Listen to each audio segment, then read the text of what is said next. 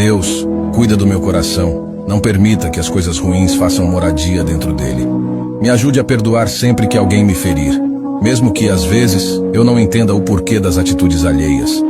Que eu possa manter a serenidade diante das dificuldades e que, mesmo nos momentos de dor, eu consiga encontrar forças para continuar seguindo o caminho que o Senhor traçou para mim. Dá-me a sabedoria para lidar com as injustiças e a paciência para esperar pelo teu tempo, confiando que tudo tem um propósito maior. Que meu coração não se endureça com as mágoas e que eu nunca perca a capacidade de amar, mesmo após ser machucado. Ensina-me, Senhor, a ser uma pessoa melhor a cada dia, refletindo a tua luz em minhas ações. Que eu seja um instrumento de paz e que, ao invés de guardar rancor, eu possa sempre semear o perdão. E, acima de tudo, que o teu amor me guie em todas as minhas decisões, mantendo meu coração puro e cheio de esperança. Amém. Deus abençoe a todos.